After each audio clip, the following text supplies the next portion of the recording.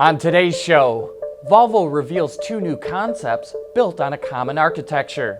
Cadillac kills the ELR, and the Roush F-150 is now more popular than the Roush Mustang. All that and more coming right up on Autoline Daily.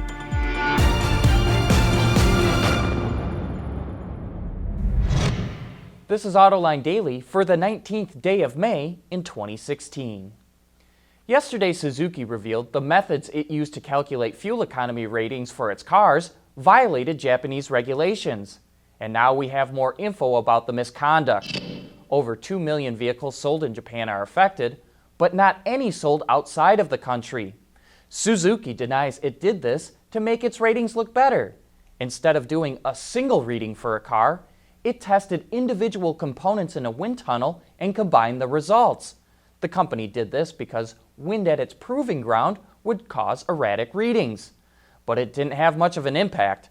The company reviewed 16 models it currently sells, but says it won't need to revise the numbers because the previous results are close enough.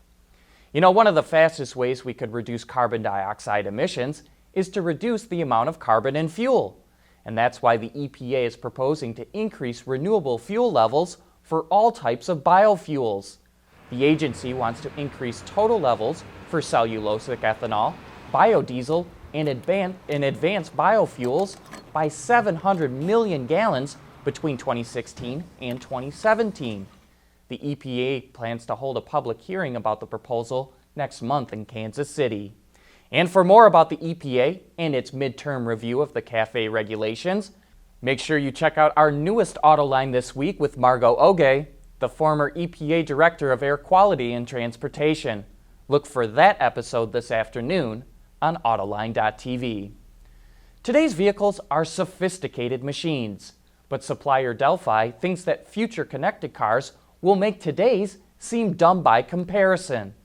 The average premium car today operates with 100 million plus lines of code.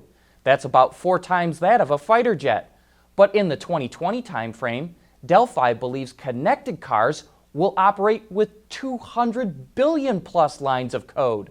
To support that, data speeds in cars will have to increase over 2,000% using high-speed Ethernet. Power will go from 12 volts up to 600 volts with a mile more of wiring, an additional 70 connections, and 700 more diagnostic parameters. This will require a centralized brain or supercomputer that can make decisions 34,000 times faster than a human. With that amount of data producing ability, it's easy to see why OEMs are fighting to keep it to themselves. And still to come, Volvo reveals 2 concepts that hint at its future design direction. Autoline Daily is brought to you by Bridgestone Tires, your journey, our passion. Dow Automotive Systems, advanced materials that deliver better results. And by Lear, a global leader in automotive seating and electrical systems. New products are what the car business is all about. That's what brings customers into the showrooms.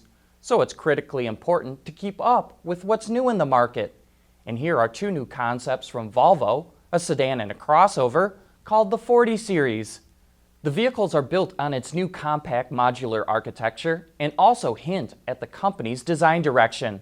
The new cars, which go into production next year, will be available with a range of connectivity services and safety equipment. Its new small car lineup will also include a pure battery electric and plug-in hybrid variant. Volvo is targeting sales of 800,000 vehicles annually. It's currently at 500,000, and these new vehicles will be critical in achieving that goal.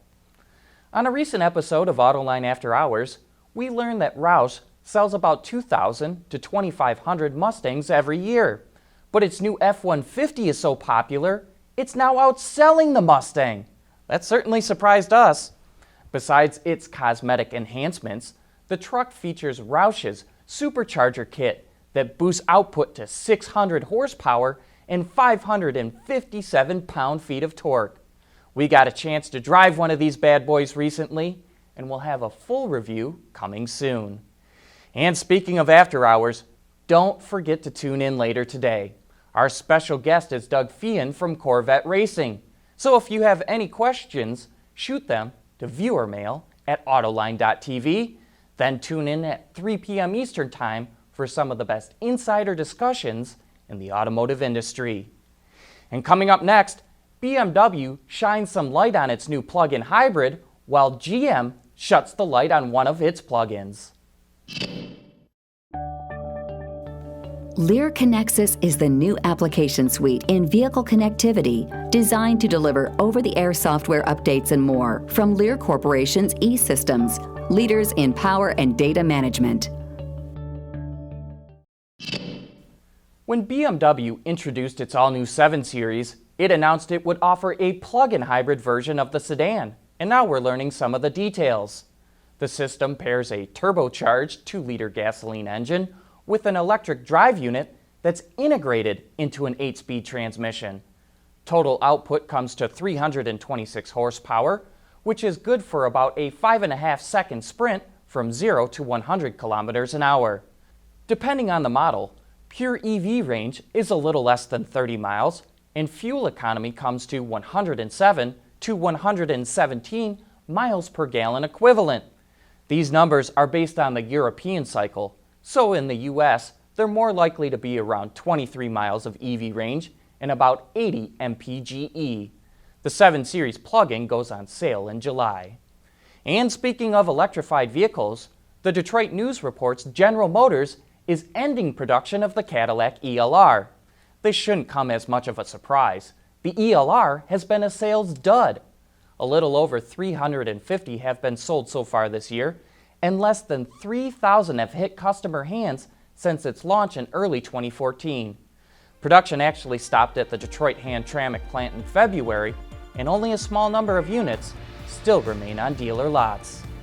But with that, we wrap up today's show. Thanks for watching and making Autoline Daily part of your day.